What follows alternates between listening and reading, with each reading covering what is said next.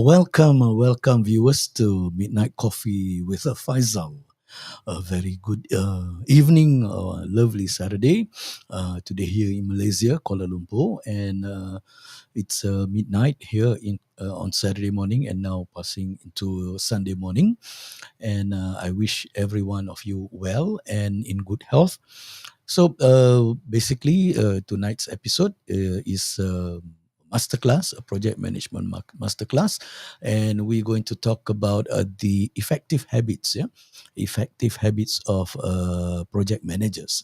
Of course, many of you have been attending or have attended some of those habits training or programs on how to improve your effectiveness, and those are good programs. I'm not denying it, but the issue here is that how do we make those habits stick, to our daily routine. So that's what we're going to talk about today. So for those who are regulars with us, welcome back. And for those who are joining us first time, a huge welcome to every one of you. And I am Faisal. I'm an independent management consultant and a business project management coach that help clients to implement solution. And why I say the business project management is that many times when I introduce myself as a project manager, people always have the perception that I come from technical field, such as engineering or architecture, development, or even IT. And they are not wrong. They are not wrong, because project management has been in existence for decades. It has been part of the management theory revolutions. During the scientific management era, where project management has taken center stage. However, over a period of time, with all those new management philosophies that's coming in, project management has taken a back end or backstage in managing their businesses, organization in managing their businesses. However, as you know, the whole world was affected by pandemic in 2019, 2020, and organization looking for new business models to deliver results and to remain afloat during the lockdown and during the pandemic. So project management has taken a center stage during the pandemic, because the business as usual, the normal processes that's being run within the organization can no longer serve the new business model, because organizations are looking for new ways of doing things, more adaptive, more agile, and fast and rapid, to take up with those changes or disruptions that is occurring within the business landscape. So, before we begin, please do subscribe and follow me on Instagram. I'm on Instagram under _Faisal_. I'm also on Spotify under Project Talk, where I condense some of the material to provide the audio version. Please subscribe on my YouTube account, which is Doc Faisal, and I'm also on Facebook under Doc Faisal 2. And you can also follow me. You can also follow me on LinkedIn under Ahmad Faisal. So Basically, what we are going to discuss today is not, as I say, it's not new.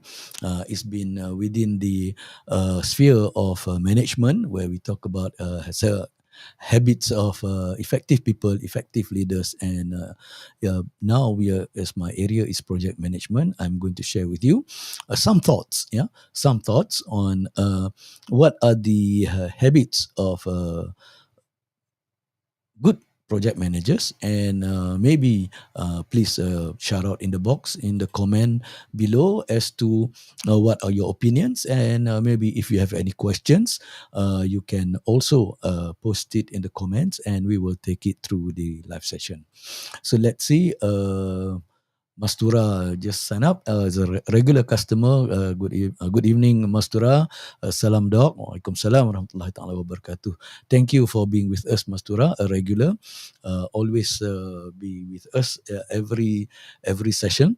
And as you know, during the month of June, I've been on and off with a cough and a cold, so I have to postpone some of my live stream, yeah, due to my health conditions and all those things. But hopefully, from July onwards, today is the 3rd of July on Sunday, Sunday 3rd of July. I hope things are getting better, recovering, and I hope we can continue this on a weekly basis, and I will make some announcement or some changes on my live stream as we go along later. Yeah. So coming back to what we're going to discuss today is that everybody talks about um, becoming an effective person, and when you talk about becoming an effective person, there are in the market, yeah, in the market there are uh, authors like Covey Leadership Center came out with the 7 habits of highly effective leaders, person, and all those things. And it's good. It's a good program. I'm not saying it's bad. It's good program. And even if you follow their program, they have even their um, manual and also their journal as how to go about managing your effectiveness. Yeah. Okay. So for this coming session, I will talk with you about the habits of e- effective how should I say, effective project managers. Yeah. So basically I will cover about 8 habits. Yeah. Eight habits, and as you can see in my background, the first one is always asking question. I will go into the details of every one of them. So you talk about asking question, plan with flexibility, because a lot of project managers very rigid with their planning.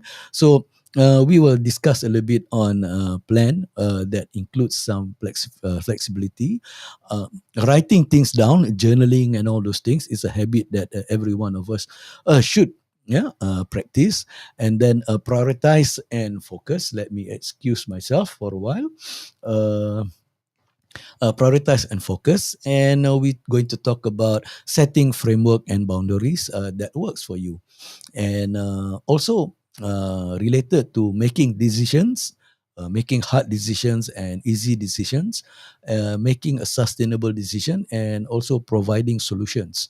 So these two are closely related, but I will, for the discussion purposes, I will separate it and then I will bring it back in together. And then finally is to recognize success and failures. These are some of the 8 habits, yeah, 8 habits that every project manager must practice or instill into them.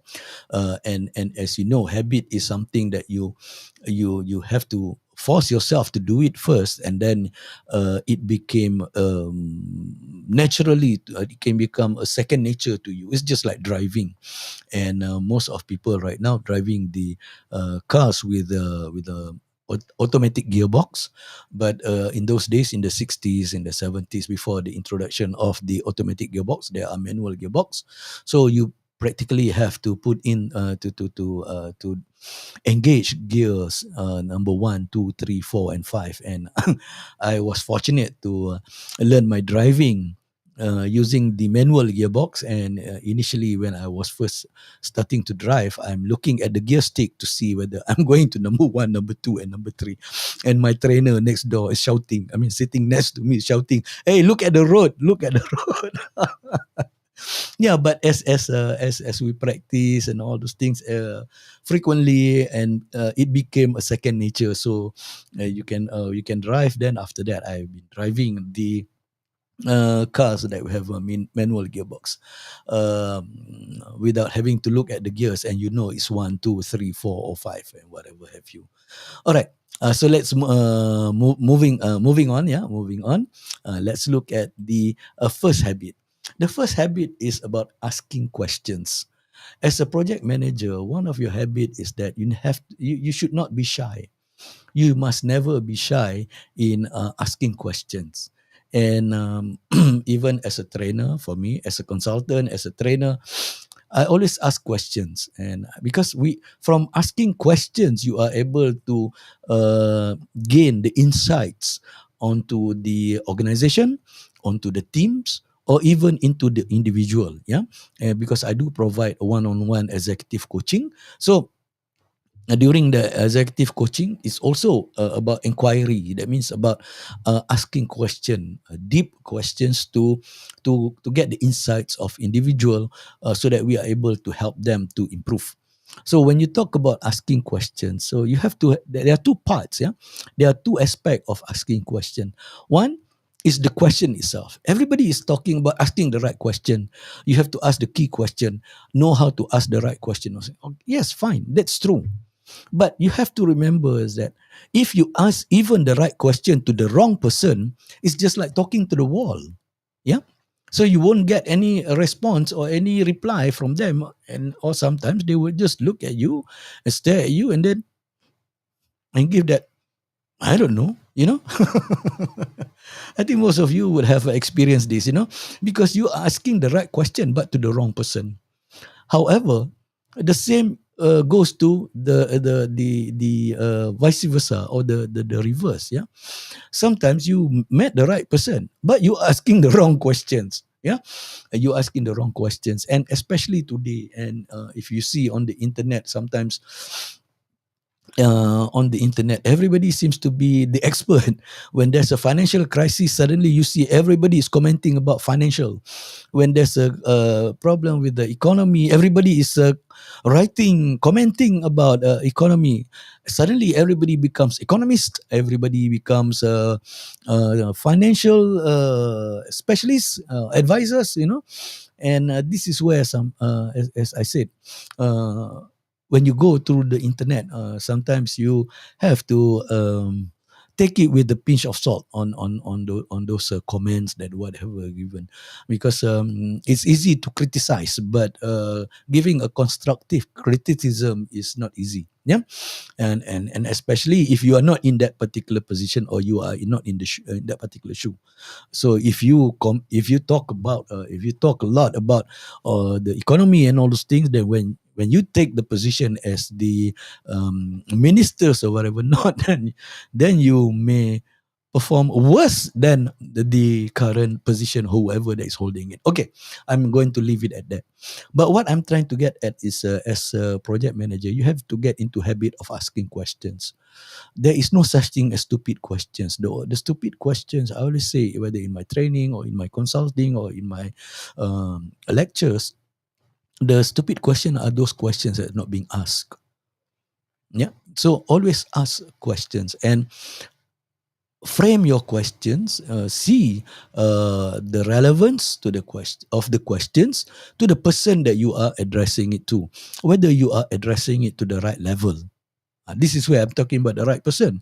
If you're asking strategic questions to the person who is so low in the organization, then he or she may not be able to understand. But if you were to ask the senior management a question that is too low at the operational level, where he or she may not be involved in the day-to-day operation, then you will also have issues, because they would say, that is not question that I can answer, because that is too low. I mean, you have to ask my staff and all those things. So it look bad on you. Yeah. So you have to frame your questions and make sure the question is addressed to the right person. Ask the right person. Make sure the question is relevant to that particular person, and stop asking those mundane questions. I mean, again, I said there is no such thing as stupid questions, but there are mundane things that sometimes not worth to discuss at all. Yeah. So there is a difference between not asking question, asking the right question, and asking the content and context of the question. So you have to frame that question, and also remember asking the right person. Yeah. The next part would be plan with flexibility. Always remember, change is constant. Change is always there. Change is always constant. So we have to get used to it. So get used to it, and don't be so adamant when things doesn't happen as per plan. In in today's world, with the so much disruptions in business landscape, so much volatility, so much uncertainty, so much ambiguity, so much complexity, or we call it VUCA. Yeah, in the business environment, sometimes your plan as you go along through your journey, you will hit crosswinds. Yeah. So when you hit crosswinds, you have to be able to adapt to those changes and see how you can salvage the situation, capitalize the situation, to make sure that whatever that you have promised, or the outcome of your project are delivered. So don't be so demotivated, frustrated, and start blaming every Tom, Dick, and Harry on things, and becoming upset and start posting on the social media and all those things, how bad or how bad the situation is, how bad the particular company is, or how bad the person is, because change happen. And as I said, change is constant, and we have to get used to it. And we have to know how to manage the crosswinds to bring back our plan, not on track, but sometimes you need to um, go on a different track to reach your destination. Yeah. So always remember, project managers, plan your have a plan with flexibility.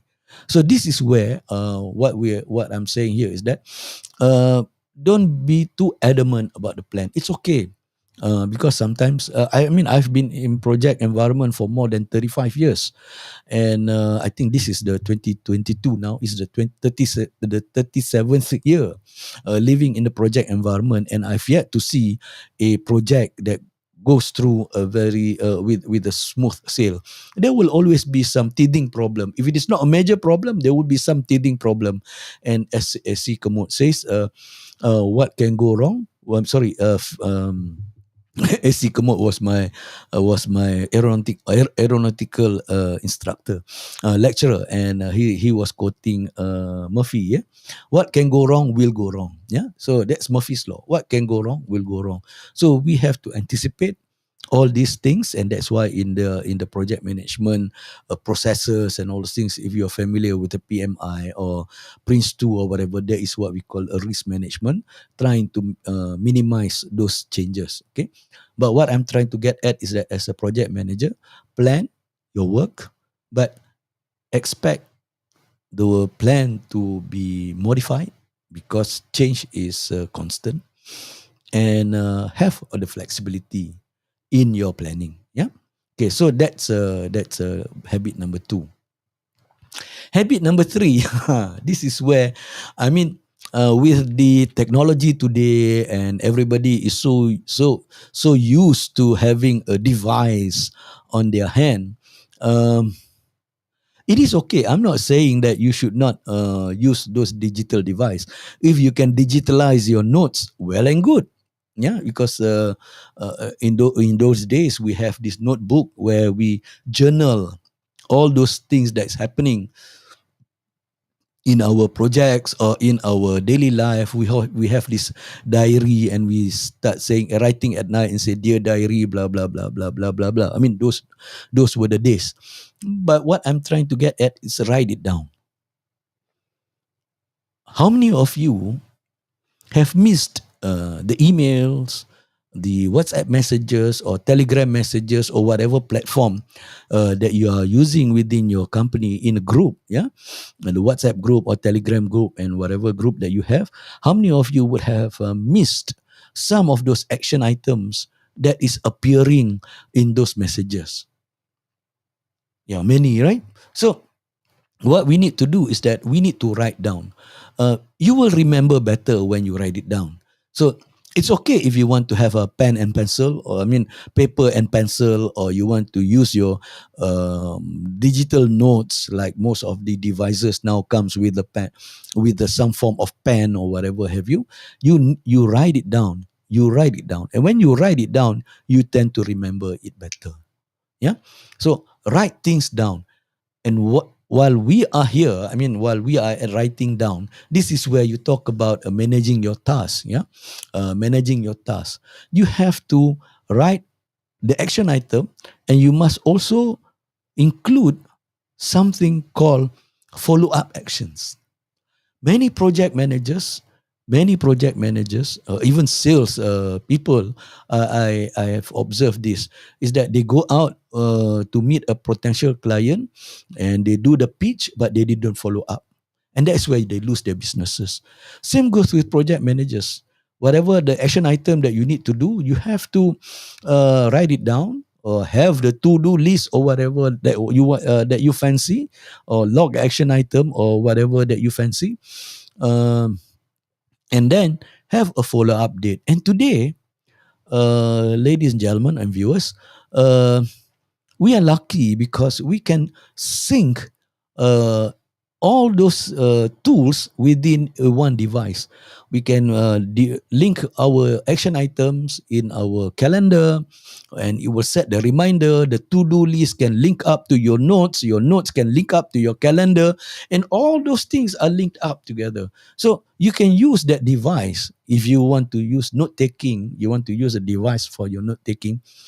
It's okay to use it, as I said, but learn how to use it efficiently and effectively, because your notes can be translated or converted into to-do list, and to-do list can be linked to your calendar, and it will notify you when whatever setting that you put, whether you want it to be notified 1 hour before or 24 hours before, or you want to be notified a week before, a month before, it will notify you. And this helps you in doing the follow-up. Yeah, in doing the follow-up.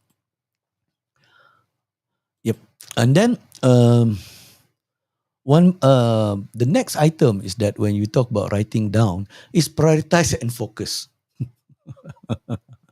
This is where sometimes I said you have to prioritize. That's why when you do your notes taking, you can put it inside your calendar, and your calendar will appear, so you are able to look at your task as per what we want to do. Our plan. So we plan, and then we also we are able to follow up the to-do list and all those things, and from there we are able to prioritize and provide focus. Now this is something that I would like to share with you. Okay, I just take a comment that is coming in at this point of time. A good friend of mine, Adnan Ahmad. How are you, my brother? Thank you for joining me tonight at Midnight Coffee, and I hope you are well. And it says that project managers discipline. Yep. So discipline is coming out with a good habit and doing it over and over and over and over again. So it's a habit. So the discipline, you have to instill discipline, and the good discipline is being instilled within the habits that you are internalizing.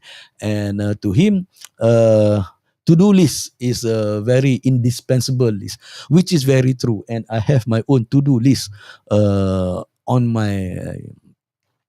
my table, which is a hard copy, and also the same thing on the digital device.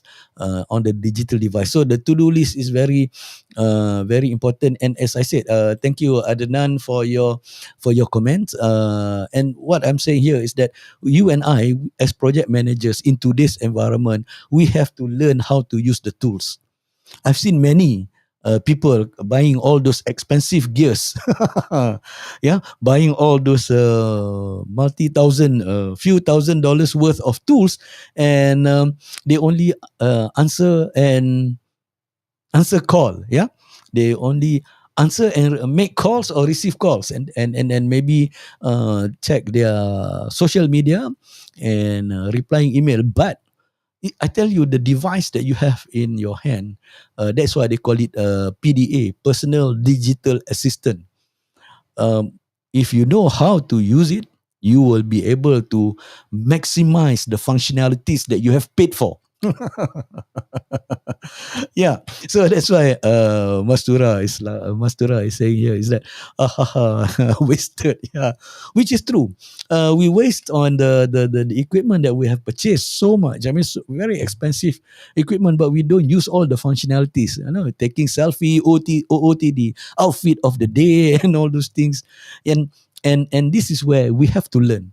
Yeah, not many, I'm not saying all, not many that are able to utilize it fully. Yeah, so that is why, Mastura, I'm happy that you fully utilize your notes, and it sync up with all your other devices, so that you don't get missed out, and it's also ink to your calendar. Yeah, and so, okay.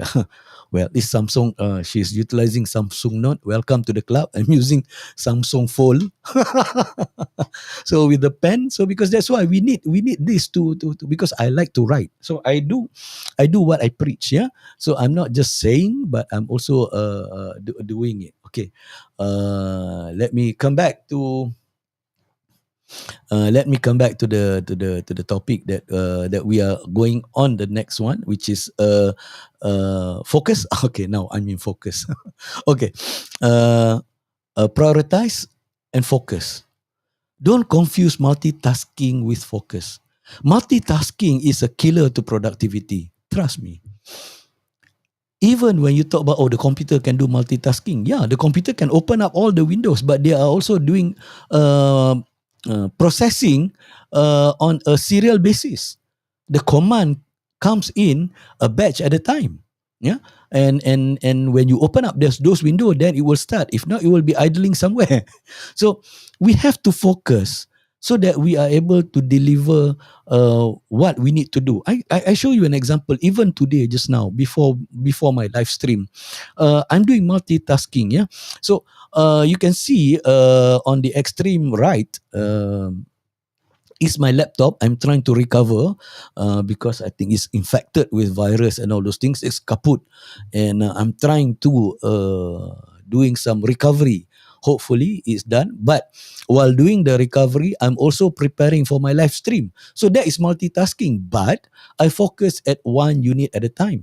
I'm doing my live stream work, but while the laptop is updating and all those things, I leave it them for them to do whatever they need to do, and then I would just focus on my live stream. And even as we speak now, yeah, they are still updating and doing the whatever, the downloading of software, firmware, and whatever have you. But I'm running my live stream, and this is the setting currently in my mini studio that I have. All right. So what I'm trying to get at is that you have to prioritize. Okay, I'm running the live stream, but my laptop is doing those updating. They are not asking me for anything, so I let them do. And but by focusing, I'm able to focus on my live stream. And then once I'm finished, then I will do something else. So don't confuse yourself with multitasking and focus. This is where sometimes some bosses will say, no, no, no, no, no. You have to be able to multitask. Yes, everyone is multitasking. But when you do your job one at a time, provide the whole focus, then you will be very productive, effective, and efficient. If you're trying to do too many things at the same time, then you would see that you are not able to complete whatever the assignment. Not only you are not able to complete, even if you complete, the quality of work is questionable because you are not focused. Yeah. So this is one the habit that one of the habit that we need to do as project managers: prioritize and focus. Yeah, and then set the boundaries, set a framework and boundaries that work for you. Because sometimes we tend to emulate somebody else, how they work, their habits and all. Since they are good habits, we try to emulate. Yes, you can emulate to a certain degree. Yeah, to a certain degree. But we are not wired the same way with everyone. We are wired our own way. Different people learn differently. Some people are morning person. Some people are night person. Some people neither day or night. So a morning person, they are very productive in the morning. A night person, productive in during the night session. Yeah, during the night time. But there are people I know who are not productive either day or night. So I don't know what to call them. Yeah, what whether they are a night or morning or day or whatever person. But what I'm trying to get at, we are not wired in the same way. We are wired our own way, and that is why we have different DNA. If everybody is wired the same way, everybody is having the same DNA, then this world going to be a very boring place. Yeah. So what I'm trying to get at is that we have to see what is the framework that works for us. Now, in project management specialization that I teach, or that I facilitate, that I conduct training, or when I coach, I give those framework, designing framework that works for the particular organization. But here we are talking about project managers' habits. Yeah, so we have to find what works for us, and then set the boundaries. Setting the boundaries is very important, because a lot of people are talking about work-life balance now and all those things. But believe me, in project environment, project world, there is no such thing as a work-life balance. Because project managers, I've said this many times in my previous episodes, you can run through in previous episodes. Project world is 24/7. If you agree and pledge that you want to become a project manager, or you want to live in the project world, is a fast lane, is a life on the fast lane, and it's 24/7. So if you're talking about work-life balance and all those things, you have to set all those things aside. Yeah, it is all about deadline. Yeah, as Mastura has commented here. Yeah, it's all about meeting the deadline. Yeah, and we are saying here is 24/7. So this is what I'm saying. Find the framework that works for you, because different person have different preferences. Even our devices, you talk about your phones, you talk about your laptop, you talk about your desktop, you talk about all those devices. There is this setting a button where you click, and then they will ask you your preferences, whether you are left-hander, right-hander, whether you are visually impaired, or whether you are hearing impaired, and all those things. We are wired differently. So find out what works for you and set the boundary. When I say set your boundary, is that you have to find your own time zone, your own space. You have to define your space. There are times where you work, there are times where you are not working. And during the time that you are not working, this is where sometimes I advise some of the people, can you leave your phone and go with your family somewhere? And everybody said, no. They would rather turn back, pick up their phone, and then go out for a holiday with their friend. I mean, yes, phone is no longer phone is no longer something of a luxury. It's a necessity today. Yeah, I mean, we made it in such a way. But when you are on holiday, or when you're having dinner, or when you're having lunch with your family and friends and whatever, not sometimes it's best that you set the phone to flight mode. Yeah, this is where the discipline, as I said, the discipline that you need to put in, and these are the boundaries that you want to put it in. Especially, I mean, every religion, I mean, I'm not here trying to talk about religion, but every religion have their own mass day, you know. Some they go on Sunday, the Muslim, they, I mean, the Christian goes to the church on Sunday, the Muslim goes to the mosque on Friday, and some other religions, whether you are Buddhist or whether you are Indian, you will go to your praying houses, yeah, on a certain days, a certain time. But when you go there, do you actually switch off your phone or set it to flight mode? Because I've seen, yeah, many times while people are performing their masses or their prayers, the phone are ringing all over the place because people have not set the discipline of that time zone, the discipline of putting it on flight mode, or not bringing the phone itself, you know. But okay, maybe that's a bit too drastic to some people. They don't, you need to carry the phone during, especially during the pandemic era, where you need to scan for your entrance to all over the place. Yes, but that was then. Now, during the endemic era period, we are no longer required to scan and update whatever have you. So there is no necessity for you to bring the phone to the places where, as I said, when you set your boundary in terms of zoning. So you need to zone your time. Yeah. Okay. So that is setting the framework and boundaries. As I said, that works for you because we are wired in our own individual way. You have to accept that. Yeah. Okay. Then in my last episode, I talk about sustainable decision making. So we have to make a decision. We have to make a sustainable decision with hard and easy decisions. When you talk about hard and easy decisions, a lot of people are more than willing to make. But making the hard decisions, I've said it in my previous episodes, that sometimes the hard decision is the right decisions.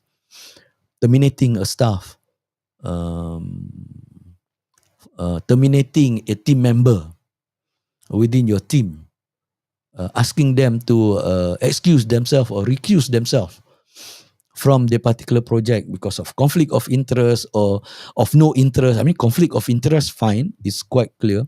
No interest is also important. If the person is not interested being in your team and just joining you as a passenger in your team, then you have to let them go. And that is a hard decision. And we have to be comfortable, as I said, project managers, we have to be comfortable in making hard decisions. And sometimes making hard decisions are the right decisions, but that won't make you popular.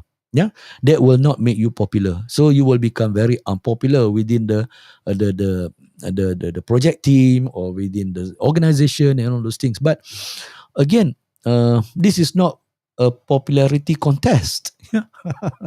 I always say to many uh, individuals that I coach or team that I coach, this is not a popularity contest. You are here to perform, to deliver whatever that you need to deliver in the projects, and you have to do it. And you for you to be able to deliver it, sometimes you make yourself very unpopular. So be it, because that is what is your trustworthiness, your responsibility, your integrity is more important than being popular. If you want to become a popular person, then living in the project world may not be the right platform. Yeah, you might as well join the Masked Singer or the whatever the reality talent show that is happening around the world right now. You go and join them, and then you can try whether you are popular or not. Yeah, so this is what I'm saying. Yeah, you have to make a hard decision, and sometimes some of the decisions that you make are not very popular, and but it's the right thing to do. Now, why I put this together is that As a project manager, one of your habit that you need to inculcate in yourself is, um, just don't go to your team, go to your sponsor, or go to your project owner with problems. Yeah, go with the solution. Because there's a saying somewhere that I read: if you are not part of the solution, then you are part of the problem. That is very true. Yeah, that is so true. Because everybody is talking about problem. You look at the, here in Malaysia, you look at the Instagram, social media at this point of time, whether it's Instagram, Facebook, or whatever, YouTube, and whatever not, everybody is talking about. Everybody is complaining, and complaining. And that is why sometimes I come to a stage where I said, I'm a bit sorry. I felt sorry for Malaysians, that sometimes we have become a society of ungrateful people. We are not grateful of the blessing, but we keep on complaining. But as I said, if you keep on complaining without a solution, there is no point. Then you are just part of the problem. If you seriously wants to solve the problem, come up with the solution, go into the system. I always challenge people, some of my friends. I said, if they complain so much, I said, okay, next election, please become a candidate and then campaign and see whether you are able to get into the system or not. You have to get into the system to change it. Yeah, because from the outside, sometimes you want to change it. Sometimes it can be very, very difficult, and that's why we have a lot of all those things that a lot of people are praising, but it doesn't help the problem. Just to quote, people are having all those protests and all those things, but the price is still high. The RON 97. Sometimes I envious of the people who can use the RON 95. So the fuel, which is very cheap, but my car cannot use the RON 95, so I have to use 97. It can be at 4 ringgit per liter right now, yeah, or maybe more than that. I don't know, because I'm using EV as well, so I don't fill up my fuel that frequent. Okay, but what I'm trying to get at is that provide a solution.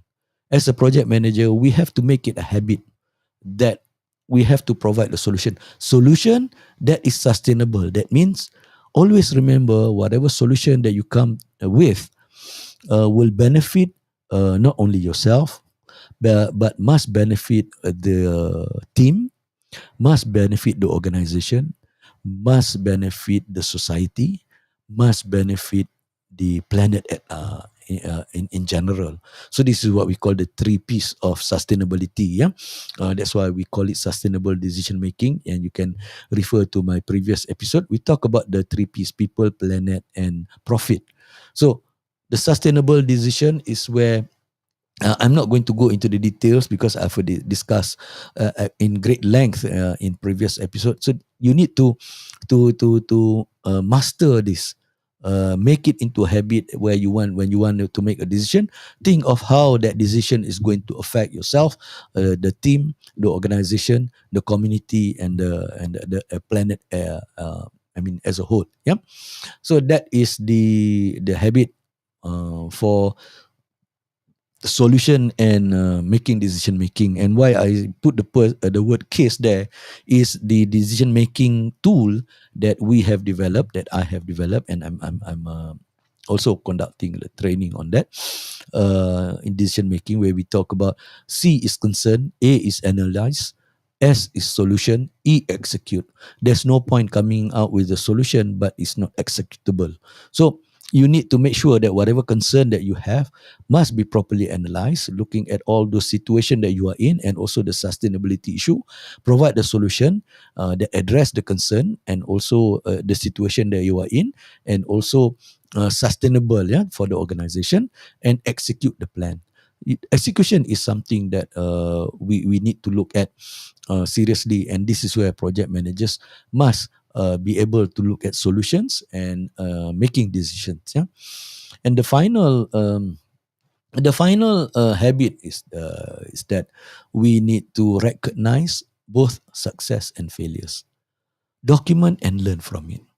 The thing is that when everything When the project is successful, everybody wants to claim the credit.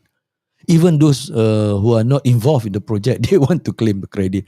I mean, if credit is what they want, give it to them. Yeah, and I know many project managers, even some of my colleagues that I've worked with, we are not there to claim the credit. We just want to do the job to the best possible way, and then we want to make sure the project is successful. If we don't get a recognition letter, we don't get a thank you letter, we don't get a pay rise and whatever, not does not matter, because we are doing it because the that is the our responsibility and accountability. We need to do that. Yeah. But what I'm trying to get at is that when it is successful, everybody wants to claim it. But when it fails, nobody wants to own it. And they start looking for people to become the scapegoat or the black sheep or whatever not. So that's why in my training or my lectures or my consulting, we have to be MBO, management by objective, looking at it and and own it, rather than managing by blaming others, or MBBO. Yeah. So there's no point of when it comes to failure, you look at who is to be blamed for the failures. So this is not something that any project manager must have in their system. So they have to get rid of it. So if you celebrate success, you must also I wouldn't say celebrate failure, but recognize those failures, whether it's successful or otherwise. You have to document it. Yeah, you have to document it, learn from it, learn what went wrong. That's where we talk about failure. But you must also learn what went right, which is the success. Yeah. So this is where, when you talk about the habits, the habits of project managers, when you talk about what you need to do as a project manager, how to convert it into a habit. So I'll just flash you again. The first one is always ask questions. Yeah, always not to be shy asking questions. You have to ask questions, because that will help you in getting the insights and the history of our project. Because sometimes we don't have the luxury to start up a project. Sometimes we don't have the luxury to start a new project. Most often than not, we are cleaning other people's mess. Some of you might be in this situation. You inherit the projects, yeah, and you are expected to deliver something that somebody else has messed up. But you need to ask a lot of questions. By asking questions, you are able to learn the history. History is very important, and not to repeat the same mistakes that they have made. Yeah. And then that's why asking question, you have to remember asking the right question to the right person. Yeah. Right person, wrong question, or wrong question, right person, it doesn't work. Yeah. Okay. Then you talk about plan with flexibility, anticipate all these changes. You will hit crosswinds. I've said this many times. You will hit crosswinds in any projects that you run, and then jot it down, write it down. Whether we are using the hard copy, and because for example, the previous comments that come in, like Mastura is saying that she's fully utilizing her Samsung Note. Okay, and then Adnan also commented that hard copy for me too. Yeah, because maybe because we come from a different era.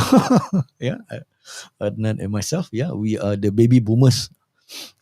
Try to make ourselves relevant in the pandemonials or whatever, not what they call it, yeah, the current generation. So write it down, jot it down. When you write, you remember, yeah, and then prioritize and focus, because don't confuse with multitasking. Multitasking, yes, it's something that everybody wants to do and all those things, but you need to prioritize and focus on doing things. And then let me excuse myself for a while. Okay, set the framework and boundaries that works for you, because we are not wired the same. Yeah, we are wired differently. We are wired our own way. And then make sustainable decisions and look for solutions, provide solutions. If you are not part of the solutions, and you are part of the problem. And when we are making decision, always see the ripple effect, because we don't want, let me make myself appear again. We don't want the solution that we're trying to solve. I mean, the solution that we are proposing to solve one problem creates 10 more problems. That's what we're trying to avoid. We don't want to create 10 more problems by throwing in a solution that we have just proposed. But as I said, if that is the best solution at that point of time, so be it. There's nothing much that we can do. Yeah. So what I'm saying is that when you come out with a solution, look at the ripple effect, the effect of the solution, the consequences of the solution, whether it creates 10 more problem or it created sometimes 10 more opportunities. So be it. Yeah. And then finally, recognize success and failure. You have to recognize both success and failure. Celebrate the success and also learn from the failure. But learn from both. Yeah, you need to learn from both success and also from failure. Okay, that's the masterclass for this session, and I thank you for those who are viewing this live. I'm seeing Mastura and Adnan have commented. Thank you very much, Mastura and Adnan, for participating in our live chat. And before I part, I would like to wish Farah Faisal. Farah Faisal is one of our regular, and apparently she contacted COVID-19. It's a positive, but she's recovering well. I wish you a speedy recovery. Yeah, my prayers are with you, and hope that you are able to recover soon. Yeah, I know you are towards the tail end of the quarantine and tomorrow is your last day. It's just that happened that today is the live stream, so get well soon, Farah. Yeah, she's our regular. She's always on the show, and I'm not sure whether she's on tonight. If she's on tonight, she would have commented, but I guess she's resting because it's not easy. I know people who are recovering from COVID. There is what we call post-COVID or long COVID. The cough and all those things will come in. Yeah. And to the rest of the viewers, I wish you a blessed Sunday. Again, please, be vigilant of the environment. Stay safe. Yeah, please stay safe and don't let our guards down. I know during the endemic, people are no longer going out. I mean, I've seen many people going out without their mask and all those things.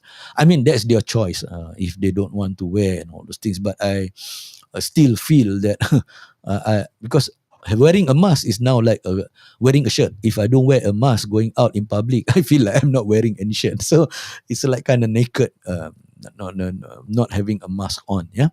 So, but that's my norm already. So, but never mind. I mean, that, as I said, we are not wired the same way. We are wired differently. I'm wired that way. I like to wear my mask where possible, and where required, and then take off my mask where it's not required. But my message is that please be vigilant, because today in the news you see that the number of COVID cases also has risen back. Yeah, and next week, will be the next Saturday will be the eve of Idul Adha, and I can assure you there will also be a lot of events and interaction with people. So by all means, be vigilant, stay safe, and have a blessed week ahead. With that, I thank you for your viewing, and God bless. Yeah.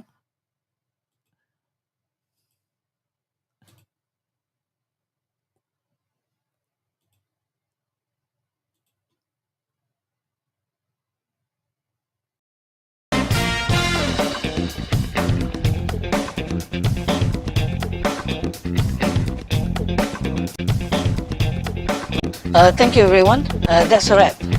That's a wrap.